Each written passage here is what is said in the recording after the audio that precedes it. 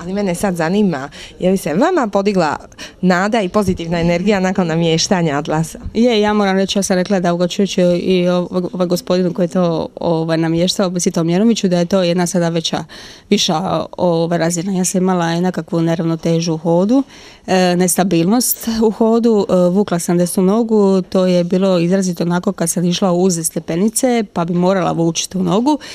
Sad je to jedna sasvim viša razina, ublaženo je sve to, ja sad mogu normalno dići svoju nogu, više me kad hodam ne bacam lijevo desno, ide ravno.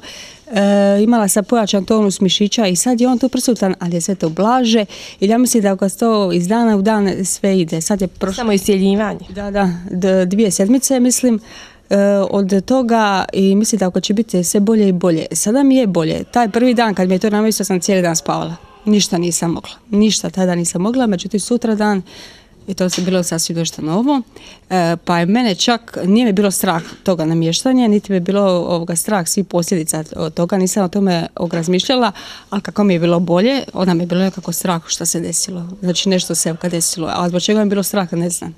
Šta je bilo, nešto je bilo novo, ok, nešto se desilo, ja to samo moram pričat, ja to moram reći, ali što ću reći, mislim, ne znam kako je drugima, je to samo meni, ali bilo mi je ok. Znači jedna sasvim nova razina, meni je to drago što sam napravila i zahvaljujem na Anti što je to mi se prvi napravi i što je nas upoznao sa svim tim. Meni je bolje. Ili vaša okolina primijetila, obitelj? Jesu. Odmah su vidjeli i primijetili kad hodam.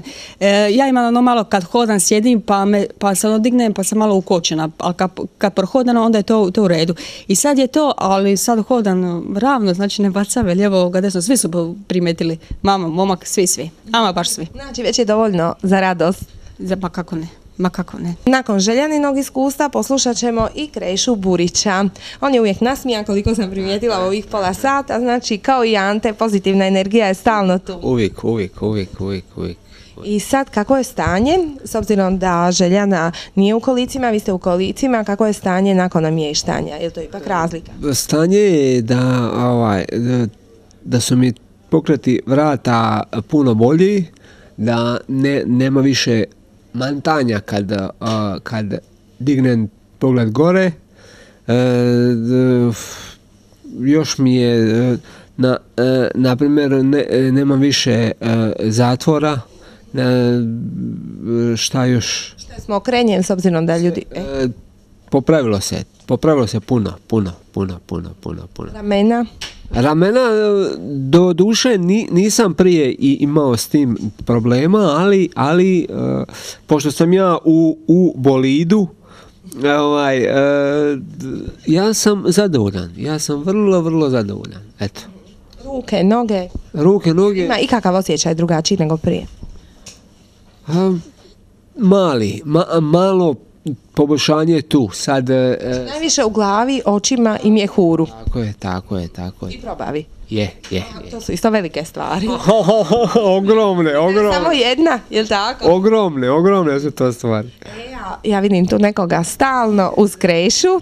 Kako se vi zovete? Dobar dan, ja sam Igor Balov, asistent Krešin, pomažemo pri dnevnim zadacima, to znači idemo, hodamo, vježbamo i tako dalje.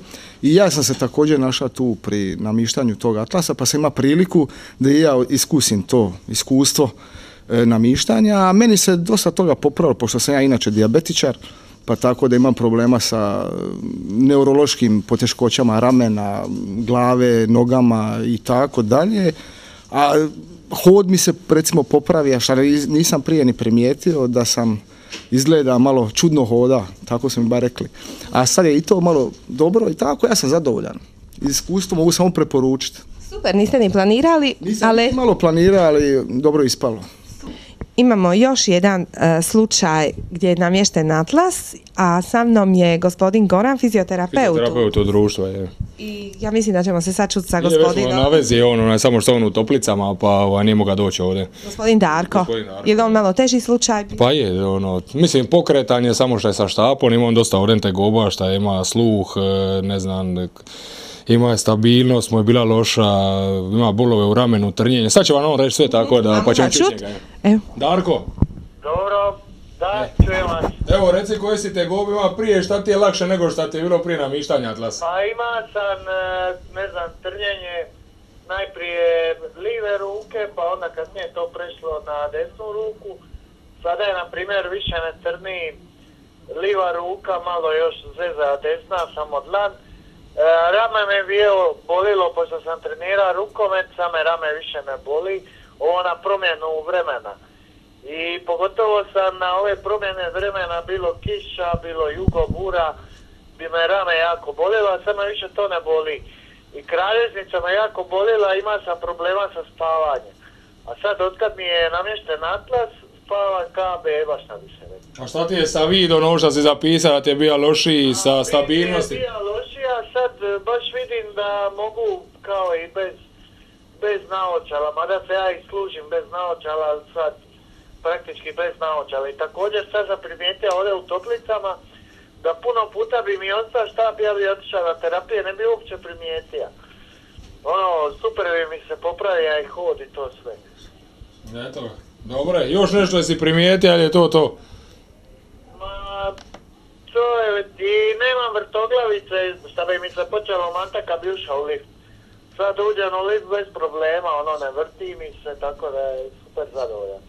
Dobro, Darko, hvala. Tako je preporučio bilo da ima iti jedan mali problem sa kralježnicom, a meni L5, L6, gore vratna, bilo zatraveno sve. Treba sam na operaciju, ali evo, hvala Bogu, sad sve u redu. Dobre, Darko, aj čućemo se još. Eto da. Ajde, drž se, vo. Gospodin Slavko je također namjestio atlas i ovako isto sam pomislila kao i za Antu da vi uopće niste bolesni. 20 godina nemam dijagnozu multiple skleroze. Bio sam, kao što rećemo mi, i na dnu i na vrh. Bio sam jedno vrijeme i nepokretan, kasnije pokretan i što se tiče toga štap atlasa namjestija. Prije nego sam namjestio atlas imao sam problema sa ravnotežom. Kad bi išao ulicom imao sam osjećaj straha da će se srušiti, toga više nema. Nema više trnci u prstima ruku. Vrat mi je slobodan, nije bolan. Nije bolan, mogu okrenuti lijevo, desno, gori, dole. Kad spava nema više bolova u vratnom dijelu kralježnice. Inače ja imam problema sa kralježnicom od C1 do C8.